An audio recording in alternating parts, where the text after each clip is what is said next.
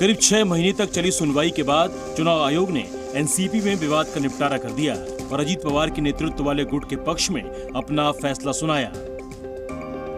चुनाव आयोग ने अजीत पवार वाली राष्ट्रवादी कांग्रेस पार्टी को ही असली एनसीपी करार दिया है। अब एनसीपी का नाम और चुनाव चिन्ह अजीत पवार के पास रहेगा। ये जो गेम है ये सिर्फ आप लोगों का है। जिसके पास ज्यादा विधायक हैं वो ही पार्टी माना जाएगा। इसके साथ ही चुनाव आयोग ने शरद पवार गुट को नए राजनीतिक दल के लिए आज दोपहर 3 बजे तक 3 नाम देने को कहा है। दरअसल पिछले साल जुलाई में एनसीपी में बगावत हुई थी, जब शरद पवार के भतीजे अजीत पवार कई विधायकों के साथ एनडीए में शामिल हो गए थे। उन्होंने बीजेपी और शिंदे गुट की शिवसेना सरकार में डिप्टी सीएम का पद संभाल लिया था। इसके बाद शरद पवार अलग थलग पड़ गए थे। नमस्ते इंडिया में आइए आगे बढ़ते हैं। एनसीपी का नाम और चुनाव चिन्ह मिलने पर जहां अजीत पवार ने चुनाव आयोग के फैसले का स्वागत किया, तो वहीं शरद पवार गुट ने इस पूरे फैसले के खिलाफ सुप्रीम कोर्ट जाने की बात कही। अजीत पवार के नेतृत्व वाली एनसीपी को चुनाव आयोग ने हरी झंडी दे दी। अजीत पवार ने इस फैसले का स्वागत करते हुए कहा कि लोकतंत्र में बहुमत को ही प्राथमिकता दी जाती है। ये जो डिसीजन इलेक्शन कमीशन ने दिया है उसका मैं स्वागत करता हूँ। विनम्र से ये उन्होंने दिया हुआ डिसीजन हम स्वीकारते हैं। जबकि सांसद सुप्रिया सुले ने इस पर नाराजगी जताते हुए कहा कि जो शिवसेना के साथ हुआ वही हमारे साथ किया गया। साथ ही उन्होंने इस फैसले के खिलाफ सुप्रीम कोर्ट में अपील करने की भी बात कही।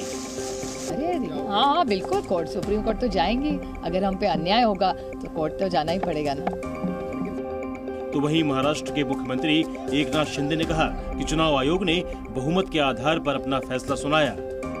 मेजॉरिटी आज अजीत दादा पवार जी के पास है और इसीलिए चुनाव आयोग ने निर्णय मेरिट पे लिया हुआ है।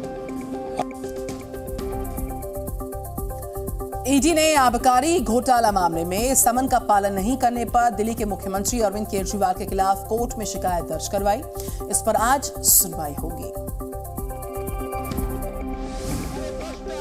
दिल्ली के कथित शराब घोटाला मामले में 5 बार समन जारी होने के बाद भी मुख्यमंत्री अरविंद केजरीवाल ईडी के सामने पेश नहीं हुए। केजरीवाल ने ईडी के समन को अवैध बताते हुए पेश होने से इनकार कर दिया।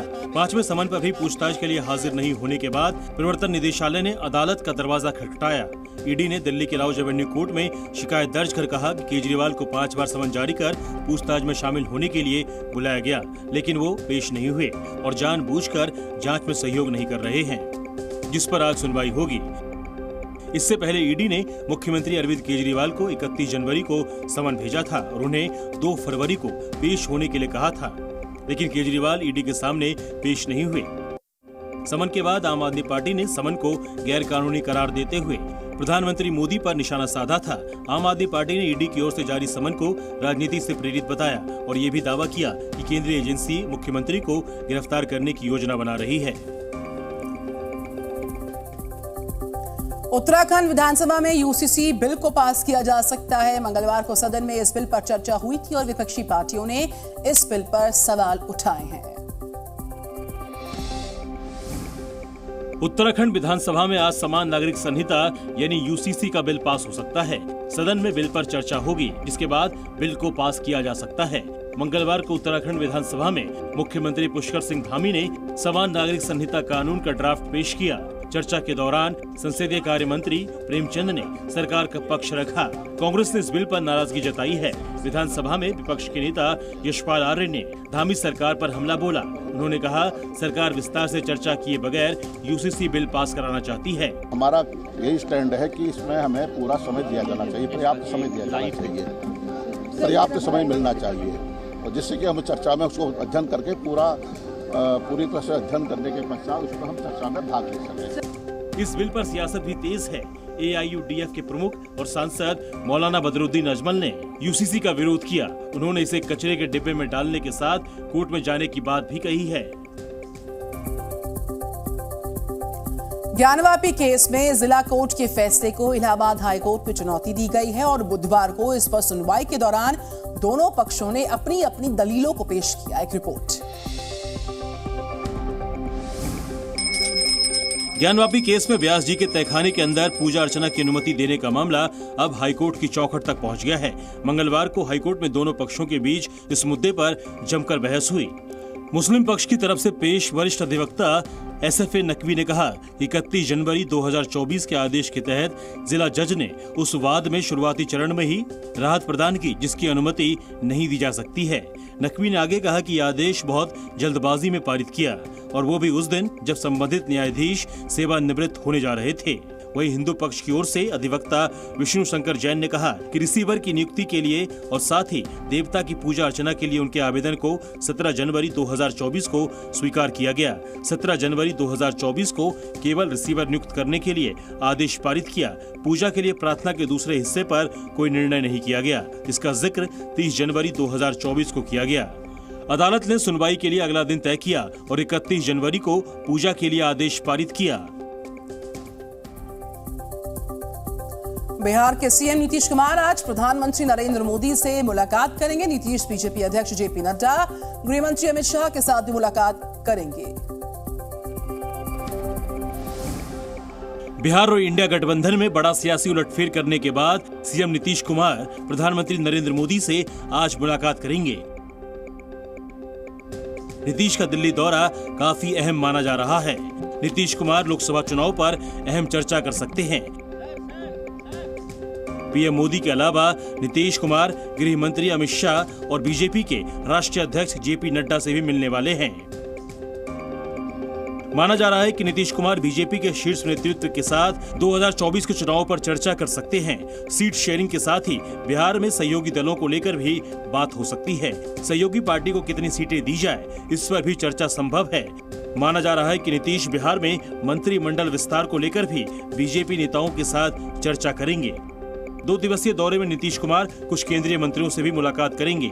8 फरवरी को नीतीश पटना वापस लौट जाएंगे।